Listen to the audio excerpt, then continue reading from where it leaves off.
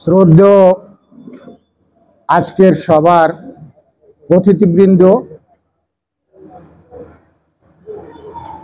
বাংলাদেশ সার্বিয়ার ঐক্য পরিষদের সম্মানিত সদস্য, আসসালামু আলাইকুম ওয়া রাহমাতুল্লাহ। আমি অত্যন্ত আনন্দের সাথেই বলতে চাই, সার্বিয়ার পেশা এটা একটা উত্তম পেশা। আপনারা এটা বিষয়ে হয়তো অনেকেই জানেন, এটা আরবি প্রবাদের একটা কথা আছে, আল ফারাইজু নিসফুল ইলম, মানে আপনাদের এই পেশাটা জ্ঞানের অর্ধেক বলা হয়। যদিও আমাদের কিছু ভাইরা বলে গেছেন যে অনেকে এটাকে পছন্দ করে না, আসলে এটা ঠিক নয়।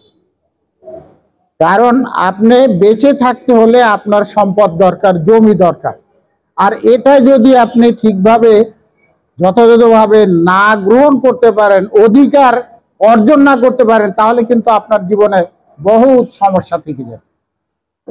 তো এটা একটা গুরুত্বপূর্ণ পেশা, যদিও আমরা সেভাবে মনে করি না, কিন্তু আপনাদের কাজের মাধ্যমে সেটা তুলে ধরতে হবে। আর ঐক্য পরিষদ হওয়া, এটা অন্য ভাইরাও বলে গেছে যে এটা একত্রিত না হলে ব্যাপকতা অর্জন করা যায় না।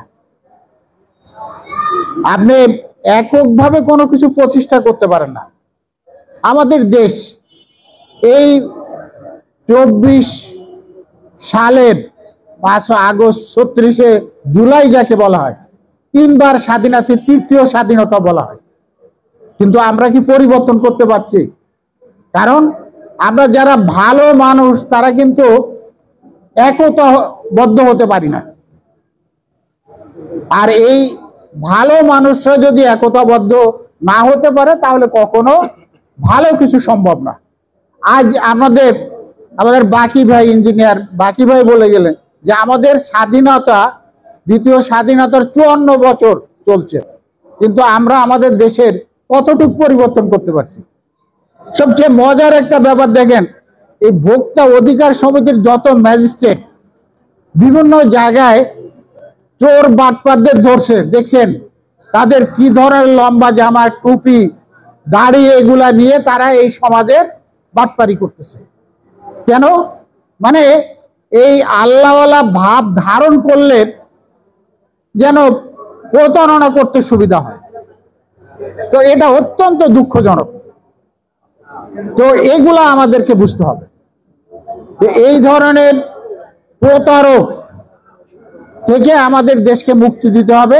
আমরাও যারা এই পরিষদের অন্তর্ভুক্ত, আমাদের কিন্তু একটা বড় ব্যাপার আছে, একটা হাদিসে আছে কথা, মানারিল আরদ, যে যারা এই মাপের ক্ষেত্রে, পরিমাপের ক্ষেত্রে অন্যায় করবে, 1 বিঘা জমিও যদি তারা ফাঁকি দেয়, দুর্নীতি করে, তাহলে 7 তবক জমিন আসমান তার গলায় কিয়ামতের দিন ঝুলিয়ে দেওয়া হবে।